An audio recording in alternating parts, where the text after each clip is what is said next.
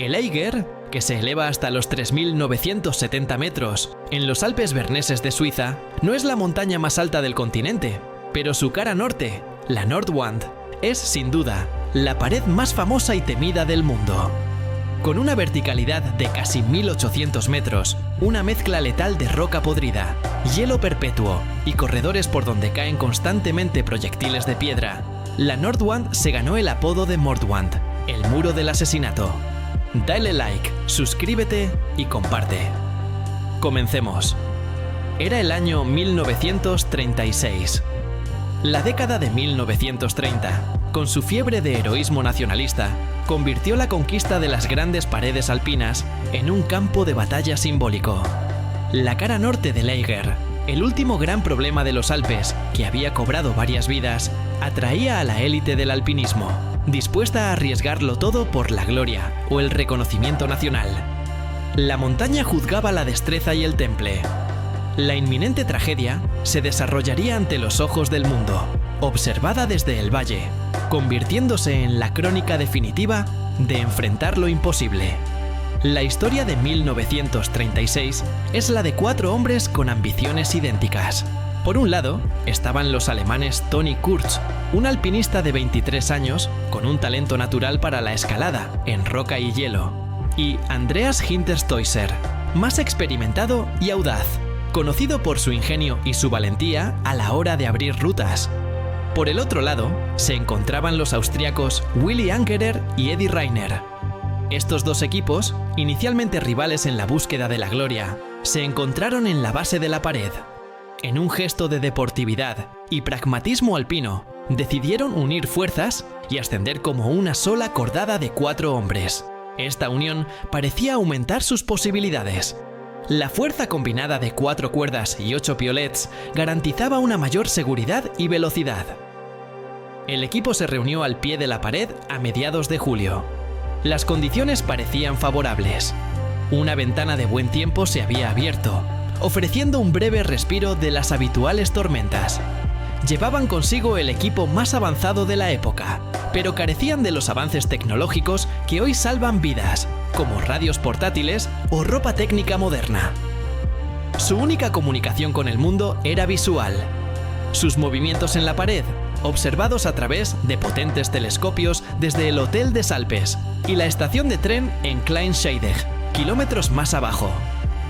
La ascensión comenzó con la bendición del sol, pero también bajo la sombra de la inmensa expectación. La cumbre estaba a casi 2 kilómetros de pared vertical, pero los 4 hombres atacaron el primer campo de hielo con determinación. El ascenso fue rápido. La coordinación de los 4 hombres era excelente. Superaron el primer campo de nieve y se adentraron en las dificultades rocosas de la parte inferior. El éxito de la escalada dependía de un paso crucial, una chimenea rocosa que parecía inexpugnable. Fue allí donde Andreas Hinterstoiser ejecutó la maniobra que le daría un lugar en la historia, un acto de ingenio y audacia. Hinterstoiser, tras un esfuerzo extenuante, logró cruzar una placa de roca horizontal y expuesta, asegurando una cuerda que permitiría a sus 3 compañeros cruzar sin dificultad. Esta diagonal, que se conocería para siempre como la travesía Hinterstoiser, era la llave para desbloquear el camino hacia los campos de hielo superiores.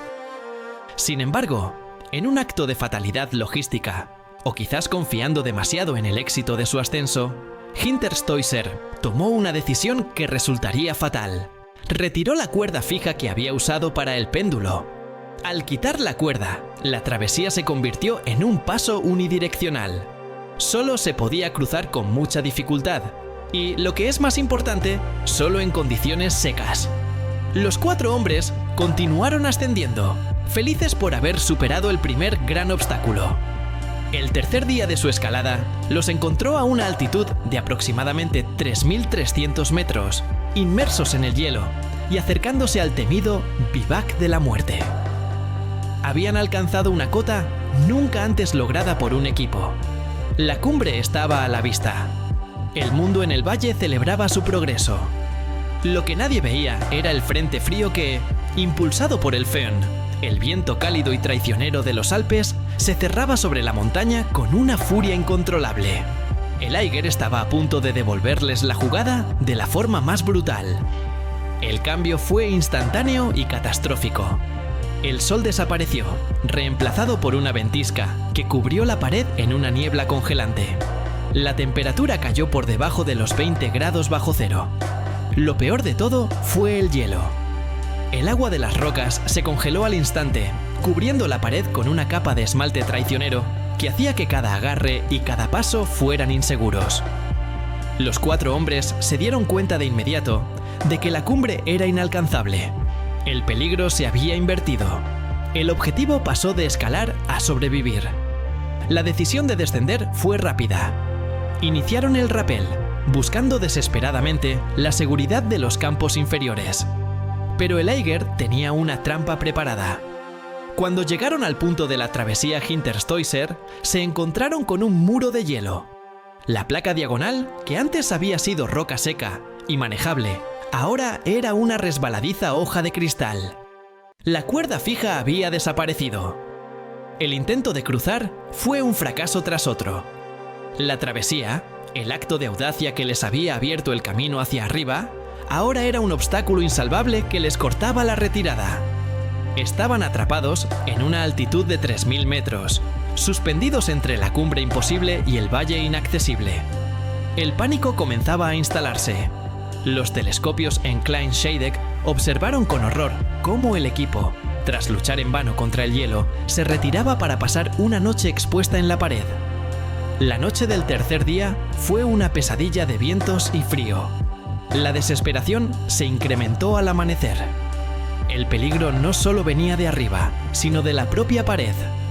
El repentino cambio de temperatura y la congelación acelerada del agua hicieron que la roca se agrietara y se desprendiera. La Nordwand es famosa por el rockfall, la lluvia constante de piedras. Mientras intentaban buscar desesperadamente una ruta alternativa o forzar la travesía Hinterstoiser, el destino golpeó con brutalidad. Una andanada de piedras, con la velocidad de balas, cayó sobre la cordada. Willi Angerer, uno de los austriacos, fue alcanzado en la cabeza y el pecho. Las heridas eran graves. El equipo se vio obligado a detenerse para atender a su compañero, que estaba sangrando profusamente y con el dolor que dificultaba el movimiento. El grupo de 4 ya no era un equipo de escalada, sino una unidad de rescate arrastrando a un herido. Dale like, suscríbete y comparte.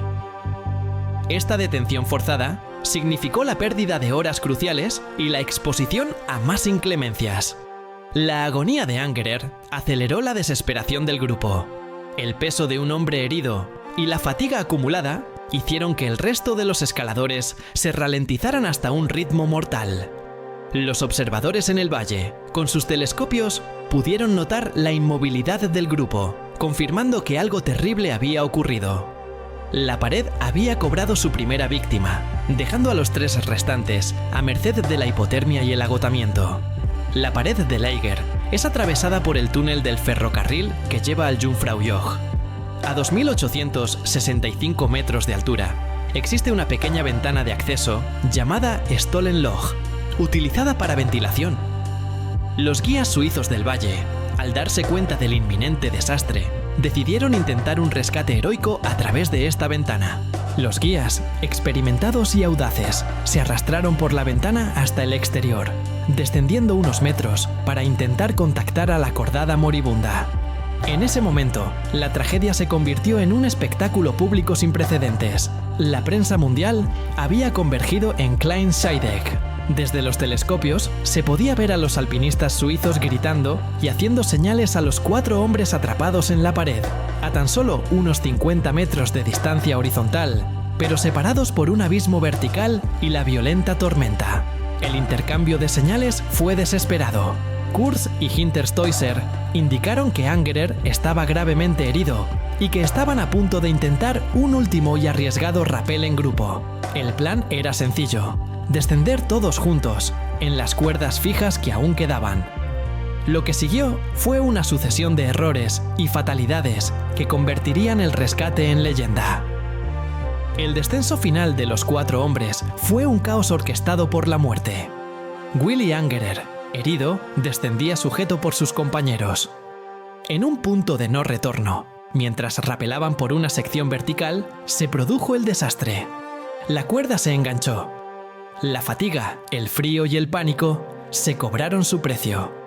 Angerer murió, probablemente por la combinación de sus heridas y el frío, quedando colgando inerte de la cuerda.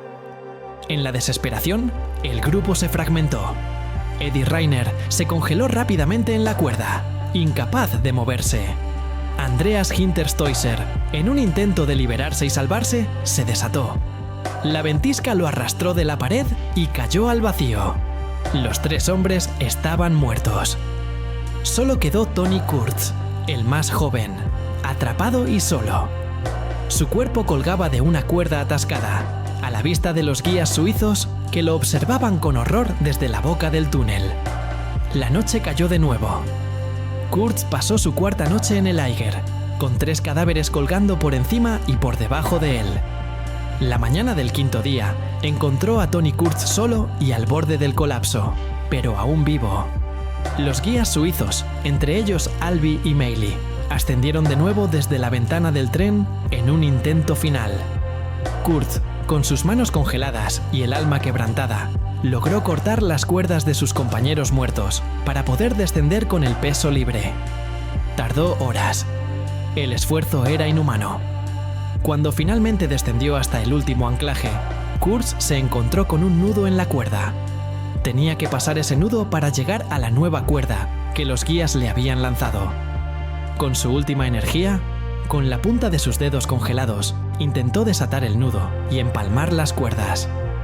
El proceso duró horas, un martirio observado a escasos metros de distancia por los rescatistas, quienes no podían llegar a él debido a la distancia y el riesgo de avalanchas. Kurtz, en un último y agonizante esfuerzo, logró pasar la cuerda por el mosquetón. Ya solo quedaban unos 2 metros de rapel para alcanzar la seguridad de la cueva, pero el nudo final de su cuerda se atascó en el mosquetón. Quedó suspendido a menos de 1 metro de la mano extendida de un guía suizo. El guía gritó: «Tony, aguanta». Kurtz, con la voz apenas un susurro que el viento se llevó, respondió sus últimas palabras: «No puedo más». Y allí, a la vista de sus salvadores, murió, asfixiado por el arnés y congelado. El Eiger había ganado su más brutal y famosa victoria. La muerte de los 4 alpinistas, especialmente el agónico final de Kurtz, se convirtió en una leyenda que definiría la escalada alpina. El Eiger Nordwand, el muro de la muerte, había demostrado que, en su dominio, el heroísmo a veces solo conduce a un final más terrible. El legado de 1936 no es de fracaso, sino de una advertencia eterna sobre la arrogancia y la furia implacable de los gigantes de roca y hielo. La montaña sigue allí, y su pared, bañada en la sangre y la leyenda de esos 4 hombres, sigue siendo el último gran desafío. Dale like, suscríbete y comparte. Hasta la próxima.